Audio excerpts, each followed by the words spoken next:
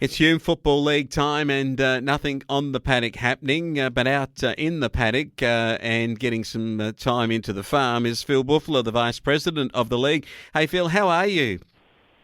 Not going too bad, Wayne. Just finished shearing this week. Had a bit of wet weather, so it was a bit higgledy-piggledy, but we've got finished shearing. So I just took my last mob of ewes and lambs back to their paddock this morning, so it's pretty good. Yeah, that's great to hear, and I guess a lot of other people with Saturday now out of the question and still this lockdown situation, it is a significant time, and it asks and begs the question now, will we see a Hume Football League final series in your part of the world? Well, Wayne, who knows? Mathematically, it's still a possibility.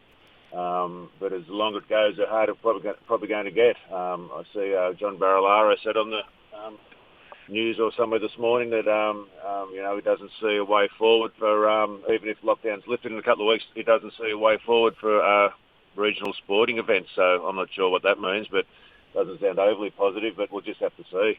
Were you expecting, when the Premier's announcement was coming, were you expecting some reductions in regional of New South Wales, particularly southern New South Wales? And, I mean, was the league discussing that they could get going again next weekend? Mate, the board had a Microsoft Teams meeting on. We all got on the computers and got busy on Tuesday night. So we just said, righto, so what we were going to do with finals, the 4-week finals and, 6 finals, that just wasn't going to happen. So we had to condense it down. So we put a proposal we've sent out a proposal to the clubs, whereas we'd have 3 weeks of finals. We can this weekend anyway, because even if we had been let out of lockdown, it wouldn't have been enough time to train. So we would have hopefully started next weekend, but that's been knocked on the head now with this 2-week extension. But we would have had, the first week, 3 played 6, 4 played 5. Then the winner of those 2 played 1 and 2 in the preliminary final next week. Then the 2 winners went straight into the grand final. So it would have condensed 3-week series, yeah. Well, that seems like a really good idea, the way in which you've structured that. So could that still happen if, say, for instance, you get a Tuesday or Wednesday call from the Premier and, suddenly they're saying that you could play sport again on the 11th of September. That would be the Saturday. That would give you the 11th, the 18th and the 25th. You could, of course, play your final series maybe on the 26th on the Sunday to avoid AFL and so on, or you could still go against the AFL, given that country people at that stage may be able to get out and possibly with some level of crowd. That becomes, I think, the big question. That was a little bit. We also said that probably we didn't want to go too much past the 3rd of October was another thing too, Wayne, because you just can't be, cricket starts if that's ever going to get going. So, it can't be there's a lot of people play cricket and football, so it just impinges on that a little bit. So we did have a cut-off date of the 3rd, but the grand final, the AFL grand final, could be a problem because we said, possibly could have it on the Sunday of that weekend. But now it's likely that AFL grand final is most probably is going to be in Perth. So they're 3 hours behind. So that wouldn't be so bad, really. You could probably have the Hume League grand final. Then you go home, watch the AFL grand final. So it'd be a pretty good day. But, we could only really start because they've got this is a wonderful idea. So they give us plenty of warning. So they're going to make the announcement on a Friday. So it just gives nobody any time for cater or anything like that. No training. Why would you do it on a Wednesday? So you could train on the Thursday, play on the Saturday, but that'd be too simple. So if we lifted it so there's going to be the next announcement's going to be on the 10th. So that'll give us we can't play that weekend, so we'd have to start on the 18th, the weekend of the grand final, then the first week in October. So mathematically, we've got a 3-week period we could do it, but it all depends on what they say next. Okay, you make a point there about the politicians leaving it too late in the weekend so that it really doesn't give the opportunity for catering and so forth. I mean, what's your feedback about the political handling of this now? I mean, this has been now going on for 18 months. So what's your feel on that, Phil? Mate, my feel is if I've learnt nothing out of COVID, I've learnt 2 things. I've learnt that the first thing is that, politicians don't really care too much about what's happening in regional Australia. That's number 1. And number 2 is there's just a dearth of people with the ability to become politicians. I mean, we've got a bunch of loafers there now who just are out of their depth. So, it's a shame, really. It doesn't matter which political persuasion you're a part of. They're just hopeless on every side. And it's been so difficult for country sport administrators and the stresses that has put on.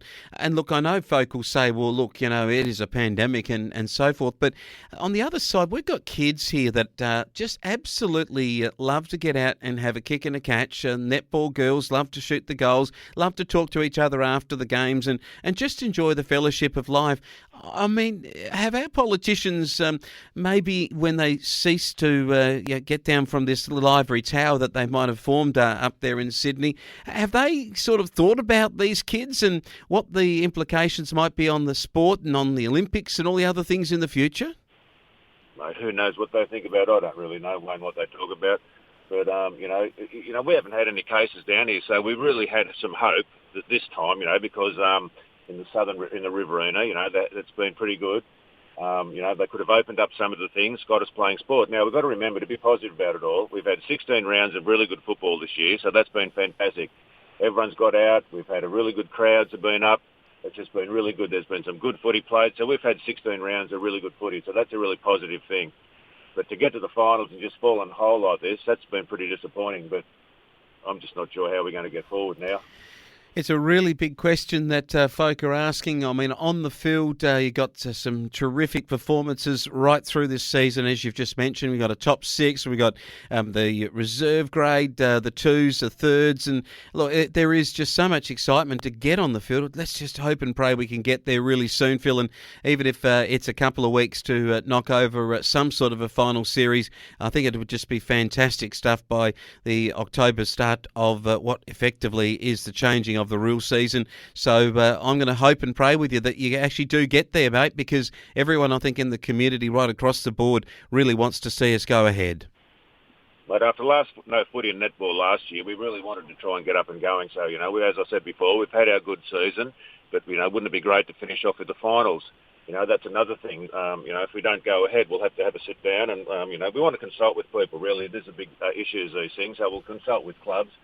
And, what do we do? Do we not award a premiership, or do we, whoever finished? Some leagues have done that. Some have just said, no, it's not a proper season, and that's the end of it all. So, that's another thing to discuss, how we wade our way through that. So, I think I said the other day, it's like a hurdle race. Every time you go over a hurdle, there's another one. So, you just sort of deal with the hurdle you're at the time. Then once you've sorted that out, you move on to the next one. So there's a few things to sort out, but it's just going to happen in chronological order as, more information becomes available about the extent of the lockdown. Okay, so best and fairest and so forth, will you start to maybe look at maybe some sort of a Zoom best and fairest situation? Could happen like that, Wayne. We're just not sure how it's going to happen. We've been very lucky with Steve Murphy with this All in Sports, and I've been broadcasting games live and stuff like that. So maybe there's an opportunity to do it as a cast, like a, whatever you call it, just a live thing and Stream. Live stream. That's the word I'm looking for. So just do it like that. So that's a possibility. I mean, even if they do open it up and say, right, you can have a bit of sport and that, but how do we know about crowd size and stuff like that? So, having Steve Murphy there with this live streaming, that'd be very important for finals and all sorts of things. So, we're lucky to have him on board. Yeah, that's a really good thought. Hope that we can get that sort of thing happening. It'll give us something to look forward to and also something to commentate on for us in the media and you as administrators. The very best thing that we can have is games back on the field and the finals matches being played out, and the boys and girls and some of the older fellas too who have made it into finals can enjoy the thrill of that in country sport. Phil Bouffler, always good to get your views on things. I'll let you get back to that flock of ewes out there that are now white as teeth out in those beautiful green pastures with the canola flowering in the background, the beautiful areas of the Riverina. That's lovely. And you forgot the mosquitoes, Wayne. We've got a plague of those rotten things as well. Not one to throw in the negative at any point, Phil. But great stuff. We'll catch up with you next time. Thanks, Wayne.